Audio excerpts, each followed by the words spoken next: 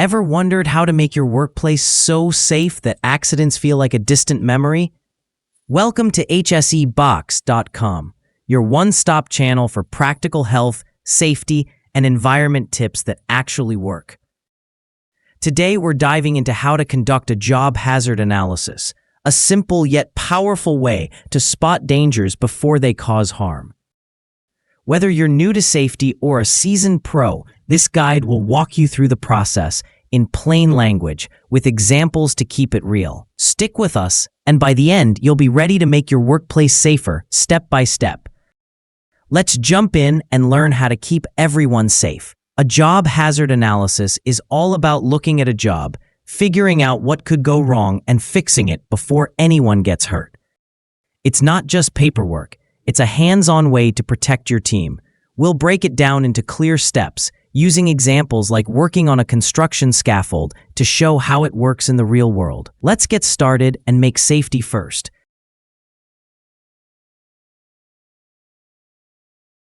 The first thing you need to do is pick the job or task you want to analyze.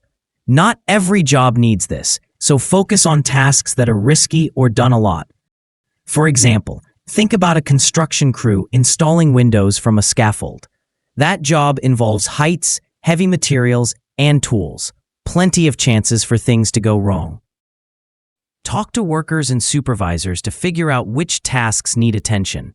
Their daily experience will point you to the high-risk stuff. Once you've picked a job, write down what it is, where it happens, and who's involved. Next, break the job into smaller steps. This is where you get specific. Each step should be a single action in the task.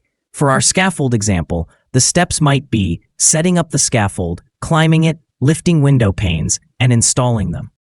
Watch the workers do the job or ask them to walk you through it to make sure you don't miss anything. You can also check any written procedures.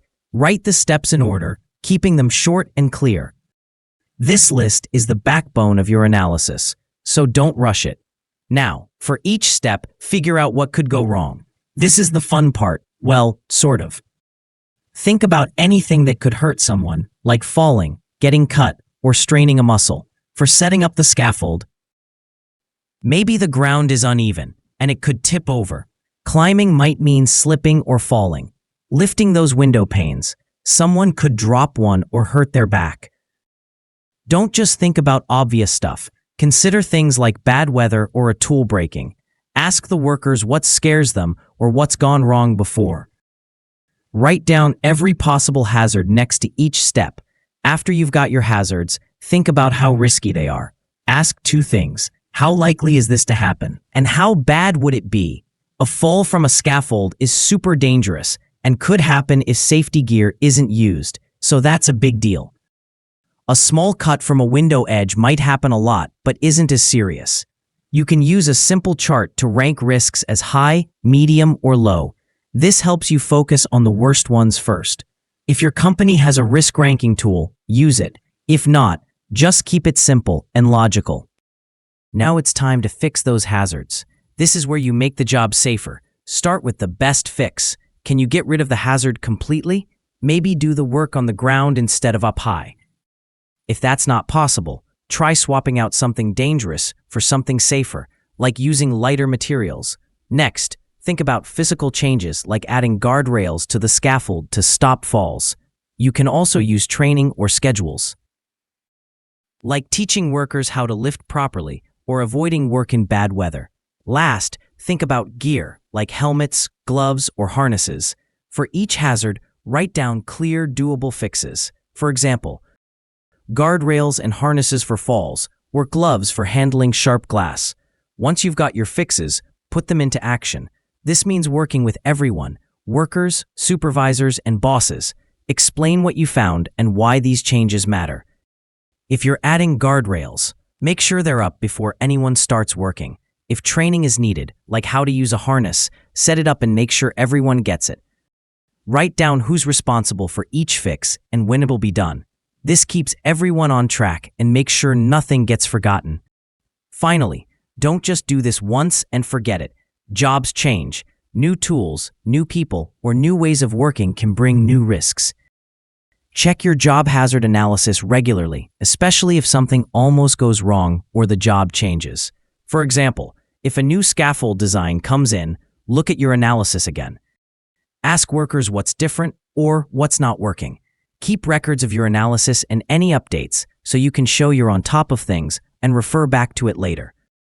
Let's look at another example to make this stick. Picture a factory where workers run a machine that shapes metal. Your steps might be loading the metal, running the machine, and taking out the finished parts. Hazards could include getting a hand caught in the machine, loud noise hurting ears, or back pain from bending over all day. Fixes might be adding a guard to the machine, giving out earplugs, or setting up a better workstation. By walking through this, you cover all the bases and keep everyone safer. Doing a job hazard analysis isn't just about forms, it's about caring for your team. Each step shows you're serious about safety. Talking to workers makes them feel heard and part of the plan. Fixing hazards proves you're not just talking the talk, and checking back keeps safety first, no matter what changes. There you have it. A clear, no-nonsense guide to doing a job hazard analysis that keeps your workplace safe. What do you think? Have you tried this before or got any tips to share? Drop them in the comments. We love hearing from you at hsebox.com. Also, tell us what safety topics you want us to tackle next.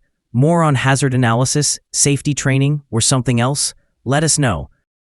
Don't forget to subscribe, hit that notification bell, and check out hsebox.com for awesome resources.